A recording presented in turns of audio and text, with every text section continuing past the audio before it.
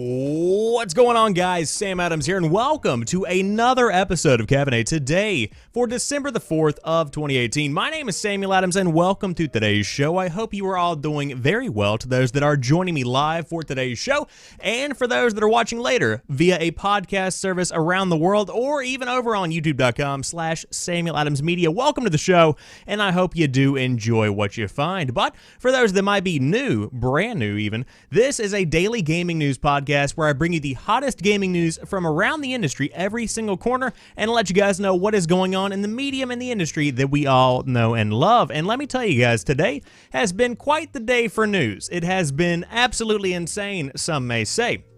Starting off, Epic is launching a Steam rival with 88% revenue shares for developers. We'll talk about that, kind of related to the headliner for yesterday's episode of Caffeinate. On top of that, a couple of Ubisoft games have leaked on out alongside an announcement about Tony Hawk's brand new skateboarding game. But don't worry, it's not actually a real Tony Hawk game in the eyes of many people. It's not coming out on PS4, Xbox One, PC. It's a mobile game, but it still looks pretty good. Batman Court of Owls could be in development at Warner Bros. Montreal. Metroid Prime Trilogy has leaked out for the Nintendo Switch, if you choose to believe those leaks. On top of that, according to a report, Dragon Age 4 is going to be revealed at the Game Awards, but it is still several years from release, which is boggling to me, but we'll talk about that more in depth as well.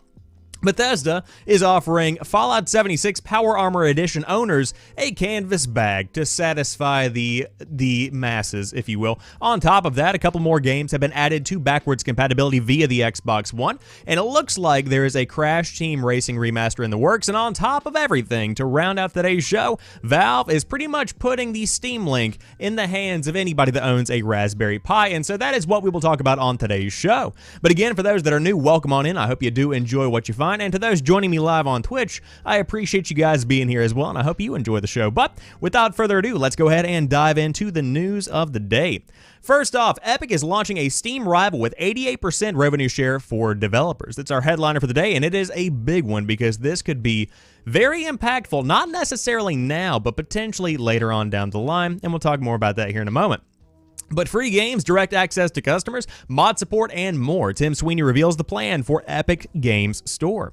Epic Games is launching a competitor to Steam. The company today announced that it will soon open the Epic Games Store, a digital distribution platform that's kind of like Steam's in a way. But instead of the 70-30 revenue split, it's going to be giving developers 88% of the revenue that their games bring in. The Epic Games Store will debut with a hand-curated set of games on PC and Mac, but the company expects to open the store up to more games and platforms throughout next year.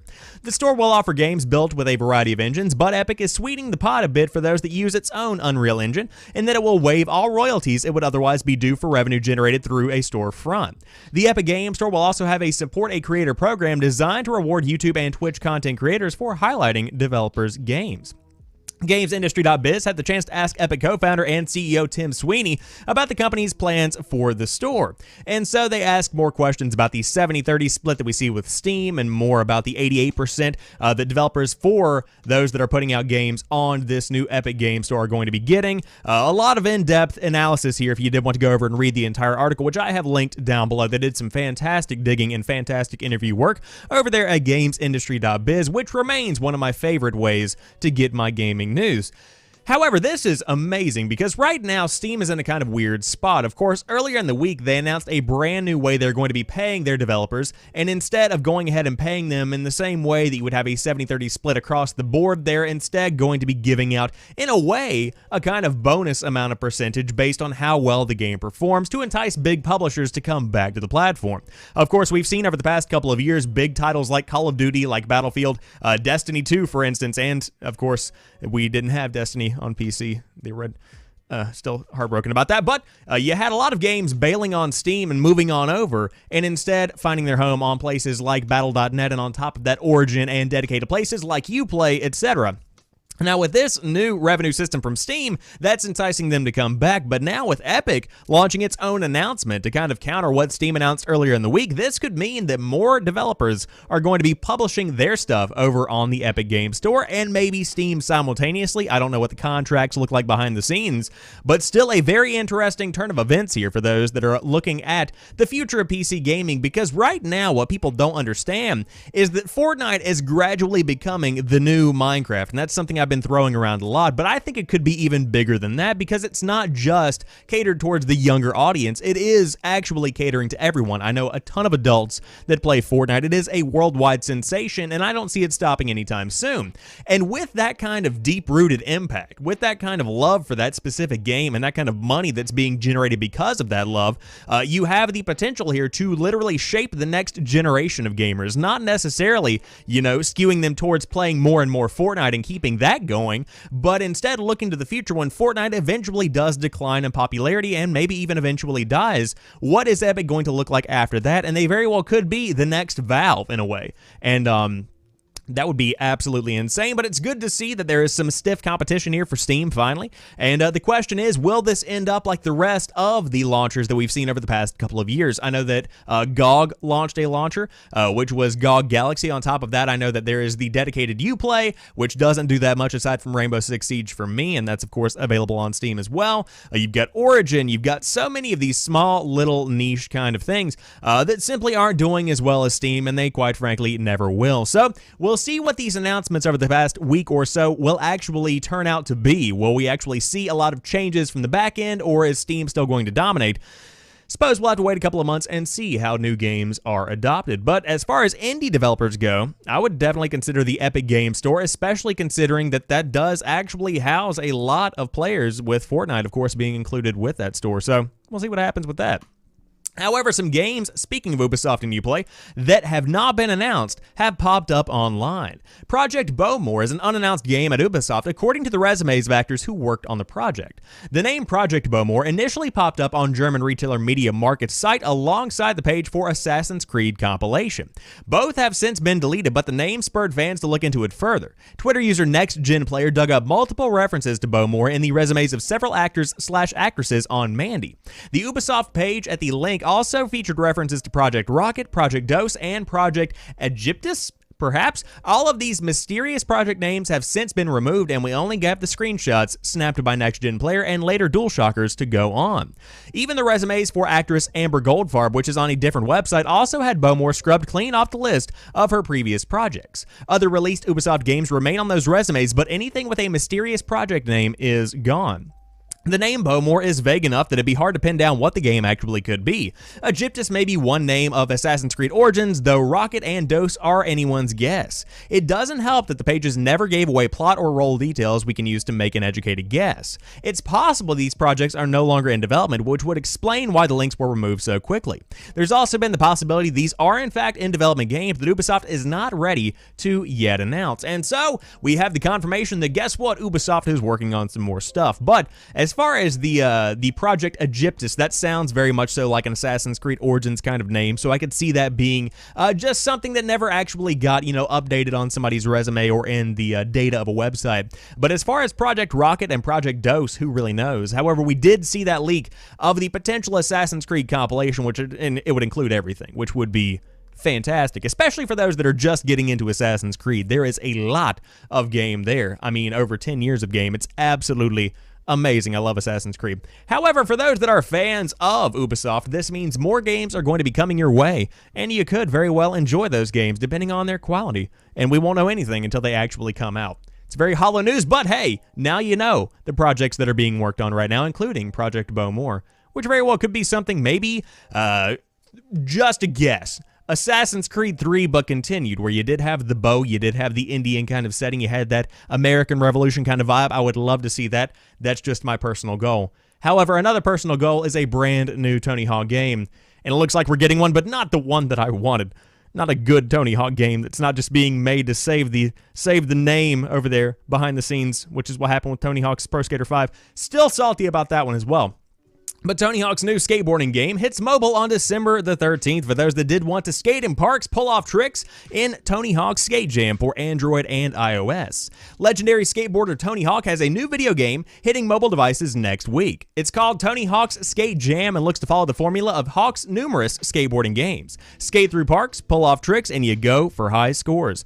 According to listings on the Apple App Store and Google Play Store, Tony Hawk's Skate Jam will feature a career mode, global tournaments, and 3 skating disciplines: street, park, and vert. The Android and iOS game will also include more than 15 parks and dozens of Birdhouse brand skateboards to collect, and the game is going to be free to play, riddled with those nice, sweet microtransactions.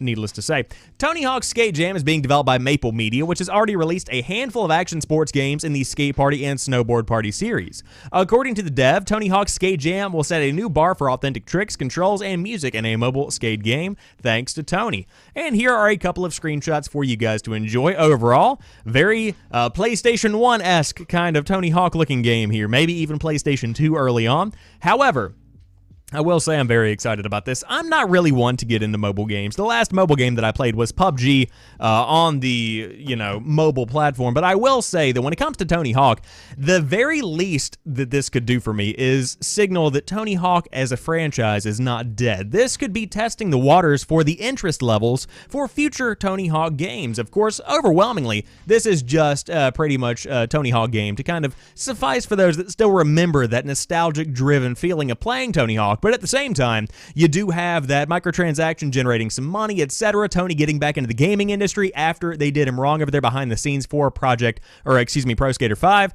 There's a lot to go on here, and so we could be seeing maybe a new Tony Hawk game in the next few years. I would love to see that. However, at the moment, I believe all of that's tied up in the paperwork behind the scenes over there at Activision. So overall, nothing to go on here for the future. But what I will say is that as far as mobile games go, Tony Hawk's Skate Park actually looks, Tony Hawk's Skate Jam, my bad. You go to a skate park to play your Skate Jam. Looks to be a pretty solid looking mobile game as far as mobile games go. So if you did want to download it, again, it is coming out on the Google Play Store and the iOS App Store next week on December the 13th. And I cannot wait. Next week is December 13th. That blows my mind. But hey, if you're getting a new phone for Christmas, who knows? You might want to hang out and play some Tony Hawk on it with, inevitably, an amazing soundtrack. Cannot wait to see what that does entail. Speaking of what I can't wait to see, there is a new Batman game reportedly in development over at Warner Bros. Montreal. A new Batman game featuring the villainous Court of Owls may have just been teased. Warner Bros. Montreal assistant producer Valerie Vizina has tweeted a picture of a t-shirt featuring a logo that's extremely similar to that of the Court of Owls and pointedly redacted the name of the game she's working on. It's led some to believe that a Batman game centered around the shadowy group is on the way. The Court of Owls is a group of Gotham's most powerful citizens which manipulates events in the city to serve their own interests. Naturally, Batman enjoys intervening. The idea of a Batman game coming out of Warner Bros. Montreal is lent credibility by the fact that we know the studio has been working on 2 games set in the DC universe. It wouldn't be new ground for Warner Bros. Montreal, which previously made Batman Arkham Origins between Rocksteady's Arkham City and Arkham Knight. Just don't expect to hear any more about the potential game at the Game Awards. Creative director Patrick Redding has said the Warner Bros. Montreal team won't be at the show, but will be showing off its work to its Warner Bros. Partners. And, of course, IGN is going to be updating you as time does go on. But at the moment, what you got here is the confirmation that more Batman very well could be on the way. And I could not be more excited about that. Because if it comes down to it, to choose between a Superman game and a Batman game coming out of this kind of IP slash, Warner Brothers vibe, I would love to see another Batman game. I know that's kind of the minority of a lot of people. I know a ton of people were excited about Superman eventually coming out, and that was what was hypothesized but then denied last week. However, when it comes to Batman, again, like I said in an early episode of Caffeinate, you have a ton of people that say that the traversal is fantastic in the Batman series. You have the combat, which is just groundbreaking on so many levels. A lot of good stuff coming here. So overall, if you did want to check out what we know so far, this is pretty much it. Nothing more than an image of a t-shirt. And I will say, it's a pretty cool t-shirt. So we'll see over the next few months if we do get more info on a Batman Court of Owls game. But that very well could be what Warner Bros. Montreal is working on. So I'll keep you guys updated as time goes on. And yet another leak of the day, or a hint, or any kind of thing. Metroid Prime Trilogy, something a ton of people have been looking forward to, is on the Nintendo Switch, and a retail listing has been spotted. Metroid hype continues to grow ever since Nintendo announced the development of Metroid Prime 4 for the Nintendo Switch during E3 of 2017. The sequel hasn't been seen or mentioned in an official capacity since then, but Nintendo Switch owners know their day is coming. However, before Metroid Prime 4 comes back into the spotlight, Nintendo may have another Metroid Prime-related surprise in store. Tuesday afternoon, Swedish retailer Ennet posted a listing for a retail copy of a currently unannounced and unofficial Metroid Prime Trilogy for the Nintendo Switch. The listing provides a short description confirming the package will include Metroid Prime 2 Echoes, and Metroid Prime 3 Corruption. 3 masterpieces now shocked and switched, reads the translated message. The listing implies it's an updated version of the Metroid Prime trilogy released for the Wii. However, in addition to the short description, there is a confusing message presumably added by the Storefront employee that posted the message. This product is only a rumor, but we think it will be announced at the Game Awards, which will launch in early 2019, February ? Despite the fine print message, Ennet is already allowing pre-orders for the product. Beyond Enet's supposed rumor and its eerily specific release window and likely announcement event, there is plenty of supporting evidence worth considering. For one, Nintendo has already confirmed to be revealing something special at the Game Awards 2018. This was confirmed by the Nintendo of America president Reggie Fils-Aimé in a conversation with Jeff Keighley on Twitter. And then there's the more general rumors about Metroid Prime 4 being unveiled at the show, which would be something of an E3-centric announcement if I did have to say so myself. However, this sounds like a very feasible idea, and if you did want to tune in, the Game Awards are going to be hosted over on twitch.tv/The Game Awards on December the 6th, and you can find out for yourself. But I think this is something that is feasible and something that very well could happen, and it's something a lot of people have been looking forward to for a very long time. I have friends that help run the Commonwealth Realm YouTube channel, and I know that he has been tweeting very, very often about the idea of a Metroid Prime Trilogy remake coming out on the Nintendo Switch. And to be quite honest with you, what better way to get people warmed up to the idea of Metroid Prime 4 than to release the trilogy over on the Nintendo Switch? So at the moment, sounds like it very well could be a pretty awesome opportunity to go ahead and put that thing out on Nintendo's newest console. So hopefully we will see an announcement on December the 6th over at the Game Awards, and I cannot wait to watch it and see what actually does happen. And of course, a breakdown video will probably follow, assuming there is plenty to be revealed at the show, as there normally is. And I'll let you guys know what's going on over on youtube.com/SamuelAdamsMedia. However, another game very well could be coming out during the Game Awards, or at least an announcement of some kind should be expected. Dragon Age 4 will be revealed at the Game Awards, but is several years from release, according to a report from Game Informer. It was only last week that BioWare General Manager Casey Hudson openly teased secret Dragon Age stuff in the next few weeks, but it seems like it's a little less secret now. According to a report from GamesBeat, Dragon Age 4 will be revealed this week at the Game Awards, but the reveal seems to be only part of the game that's actually done. Dragon Age 4, or whatever name it will carry, is set at least 3 years away, according to sources familiar with the studio, according to GamesBeat reporter Jeffrey Grubb. That timeline could change, but that is the current expectation at EA. BioWare and EA have not even settled on a name for the new Dragon Age, although this is something they could decide in preparation for a reveal at the Game Awards. If true, it could mean that BioWare's enthusiasm for Dragon Age is vastly outpacing their development schedule. BioWare is reportedly still hands-on deck with Anthem, which releases early next year, and with EA canceling all of the Mass Effect Andromeda single-player DLC and staying quiet on the future of the series since, Dragon Age seems a logical place to go after. That still makes the decision to announce it so early puzzling.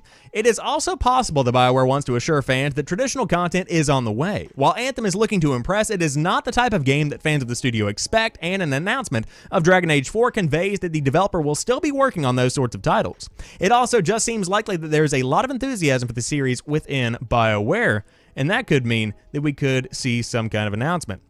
Again, the Game Awards are going to take place on December the 6th at 5:30 p.m. Pacific time. If you did want to tune in and see a ton of new info about the game and about tons of new games, but hopefully we'll see a lot of information, or at least some kind of mention of Dragon Age 4. And I'm not really a big Dragon Age guy, just giving you my 2 cents on it. It's not really my type of game, but I will say, when it comes down to it, this is a series that needs to come back, because right now Mass Effect is kind of on a hiatus after the train wreck that Andromeda was. On top of that, you've got Anthem kind of taking up a lot of the public eye when it comes to BioWare, and so that classic kind of experience people have expected from BioWare is absent largely, and so to have Dragon Age 4 seems to be the next big fit, and we'll see if it is in fact announced at the Game Awards in just a couple of days. Now for a follow-up story on a topic we covered in earlier episodes of Caffeinate, but Bethesda is offering to send out canvas bags to anyone who bought Fallout 76's Power Armor Edition. We are finalizing manufacturing plans for replacing canvas bags for Fallout 76 Power Armor Edition, Bethesda said in a tweet. To claim yours, you'll need to click the link in the tweet below and fill out a form. However, Bethesda was under fire for a falsely advertised bag bundled with the Fallout 76 Power Armor, and it was priced at $199 for the entire bundle. Now, to fill you guys in on what exactly happened, it is a nylon bag that was supposed to house the helmet that was included with the $200 edition of the game. And so when the game came out and it didn't necessarily fulfill a lot of fans' expectations, that was one thing. Then the people that had the Power Armor Edition saw this nice canvas bag in the marketing campaign for the game, and then they revealed it was actually this plastic bag that's essentially a little bit better than a Walmart trash bag or even one of those reusable shopping bags. It's sort of along those lines of quality. So, it's good to see that they are, in fact, fixing this entire issue, and I hope to see more of this in the future. But Fallout 76 has been on a good trend after its launch, because, of course, whenever you launch a Fallout game, there's an expected level of jank, but this one was just a little bit jankier, considering this is the first time this specific team has worked on a multiplayer game, especially in the Fallout universe. And so, once they've been sorting through all of these new issues, once new patches have been rolling out, and once the sensationalized, I suppose, the best way to put it, maybe not, maybe it is, who knows, once the sensitive first round of people begin to drop out of the game and you have these fans that are remaining behind that do either enjoy the game or are hardcore Fallout fans, that's when you're beginning to kind of hit your stride and you're getting to test the real water of the entire life of the game. So all of that to say, Fallout 76 is continuing to evolve, and those that do want a canvas bag can get one. Congratulations if you did want one. Or you can just stick with the nylon and, you know, not have to worry about it. I don't know. It's one of those things where I understand the anger, but at the same time, a bit much, don't you think? Maybe just a bit much. Speaking of somebody who is just a bit much, that's Duke Nukem. And guess what? Duke Nukem Forever, The Darkness, get backwards compatibility on the Xbox One, as does XCOM Declassified. The Darkness, Duke Nukem Forever, and XCOM Declassified are the latest Xbox 360 titles to gain Xbox One backwards compatibility support, which will be available starting today. Duke Nukem Forever is, of course, the most notorious entry on that list, given its colorful development history. 3D Realms initially announced the game back in 1997 as the follow-up to its well-received first-person shooter, Duke Nukem 3D. Soon after, though, Forever entered development purgatory, going through numerous iterations across numerous engines and becoming a thing of legend as the years ticked by. Indeed, most people have given up on ever seeing the game when, in 2010, it was revealed that Borderlands developer Gearbox was working to complete Duke Nukem Forever, and it was finally released a year later, some 15 years after its initial reveal. Getting up there kind of like Crisis, no, not Crisis 3, Crackdown 3. It's so irrelevant I've forgotten the name of it, but kind of like Crackdown 3 in a way. It's a joke. Laugh. Haha. Please clap. This is a game that only works when considered in isolation, said Dan Whitehead in Eurogamer's 3 out of 10 review. And even then, any praise must come laden with caveats, but Duke Nukem Forever does not exist in a bubble. It shares self-space with far more worthy rivals and competes for our affections with games that have done far more in far less time. Nostalgia only gets you so far, and in Duke's case, that's not far enough. So, with that glowing review, if you did want to play that, it's out right now on the Xbox One via Xbox One, Xbox 360 backwards compatibility. On top of that, The Darkness, the 2007 game that came out, is based as a mafia hitman Jackie Estacado, who on his 21st birthday is somewhat surprised to find that he now shares his body with an ancient demonic force. And on top of that, you've also got XCOM Declassified, also known as the Bureau XCOM Declassified, and it's a pretty enjoyable entry in the genre and in the franchise. So if you did want to jump in and give them all a look, the Xbox 360 versions of the game are now Xbox One and backwards compatible. And right now, Duke Nukem Forever, The Darkness, and XCOM are all either $20 or less, with specifically large discounts on Duke Nukem Forever. And on top of that, actually, hold on. Duke Nukem's 20, and then XCOM and The Darkness are 14. So, hey, pretty good deals overall for some pretty okay games, if you are a fan of the Xbox One backwards compatibility. However, for fans of Crash Team Racing, a game that's way better than any of those piles of turd that I just mentioned, guess what? there might be a remaster coming down the pipe. Cult kart racer Crash Team Racing looks like it's making a comeback. Following the enormous success of the Crash Bandicoot N. Sane Trilogy remaster, it looks like publisher Activision will revisit kart racing spin-off CTR next. Earlier this week, dubious-sounding rumors began floating around Facebook of an announcement at this year's Game Awards due to be held this week at 1:30 a.m. UK time on Friday, the 7th of December. But then today, PlayStation Access presenter Holly Bennett teased a following photo on Twitter of a pair of crash-colored furry dice, the kind you might hang on a car's rearview mirror, sliding into the Game Awards on 6-12. An accompanying message reads, and that is, I can confirm, the color of Crash. Eurogamer understands this tease to be the real deal, and Activision will make its CTR remake official later on this week. It's no Mario Kart, but it'll keep us busy until Nintendo hits the track next. That was an insult, and I take it personally, but originally released for the PS1 in 1999, CTR Crash Team Racing was developed by Naughty Dog, which would later find greater fame with Uncharted and The Last of Us. As with Crash Bandicoot, CTR was a PlayStation exclusive, and Crash's Trilogy remaster launched on PlayStation 4 first before other platforms, so we'll see if they do the same thing with CTR HD. However, I cannot wait for this. When it comes to the games that I played the most as a young individual, this was one of the ones that I absolutely fell in love with. The way that this game flowed really did hit me where it counts, and it's one of those things where I still think back to it, and when I think about the PlayStation 1 nostalgia, this is one of those games I wish was on the PlayStation Classic, because truly, it did define the platform for me in a lot of ways, and I would love to see it get a true, genuine remaster. But again, nothing is confirmed completely and totally until the Game Awards do roll around, but I can't honestly imagine anything else that this would possibly be. I mean, you hang dice in your mirror, unless it's some kind of Crash gambling game. I don't know why they're orange and fuzzy, so it makes sense that this is what we are seeing right here. So we'll see what happens at the Game Awards, and I know Monday is going to be a massive episode of Caffeinate because you've got a ton of announcements coming out of this year's show. However, to round out today's episode, Valve helps Raspberry Pi owners build their own Steam Link box. The Steam Link box is dead. Long live the Steam Link box. Steam Link boxes, I could say this 10 more times without messing it up, are no more. These simple black micro PCs designed to let you play games in the living room or anywhere else in the house away from your gaming rig is sold out everywhere, and it seems Valve has no plans to produce more.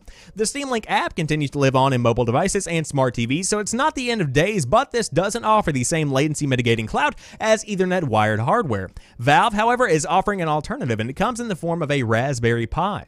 On Monday, Valve's Sam Lantinga, interesting name, announced that the Steam Link app is now available in beta form on the Raspberry Pi 3 and 3B+. Just make sure you're running the stretch version of Pi's OS, which has by default been downloaded anyways since August of 2017, and drop in a few lines here, and Viola, you've got a fully functional DIY Steam Link box, easy to connect with a range of gamepads, and at $35, probably a lot cheaper than upgrading your router for stutter-free gameplay. And of course, the Raspberry Pi has a bunch of uses beyond the game streaming box as well.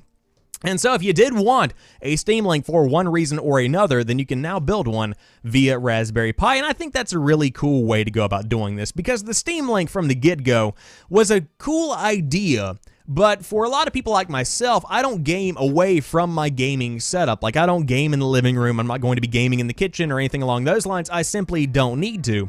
And so whenever you're looking at what is being presented here, it was a cool idea and eventually just got discounted very, very heavily down to, I believe, less than $5 at one point. Insanely low prices right there for that Steam Link because they had produced so many and sold so few at the MSRP value. Now, with all that being said, it's still a good idea, as I mentioned, and so to release it as kind of a Raspberry Pi DIY project makes sense in a lot of ways, and I'm excited to see what the future of the Raspberry Pi / Steam Link kind of project looks like, and I love DIY stuff like this, so good job to the guys over at Steam for releasing that code and allowing people to make their own Raspberry Pi Steam Link box if they did so want it, because now you can't buy any, except on eBay, where you can find pretty much anything you ever want. But that wraps up today's episode of Caffeinate. If you did enjoy today's show, be sure to drop me a like down below if you are watching on YouTube. On top of that, if you're listening on a podcast service around the world, I appreciate you being here as well, and I hope you do click that subscribe button, that follow button, whatever you might use on your app. Be sure to hit it, and on top of that, if you listen on anchor.fm/Samuel Adams, you'll make a good impression on me by allowing sponsors to inundate your ears with ads for useful things, which I read in a fun way. So you can do that if you do want to. But overall, I appreciate you guys just listening to the show at all, and you are all fantastic people. But I will talk to you tomorrow for yet another episode of The Drop. Just kidding, it's Caffeinate. Peace.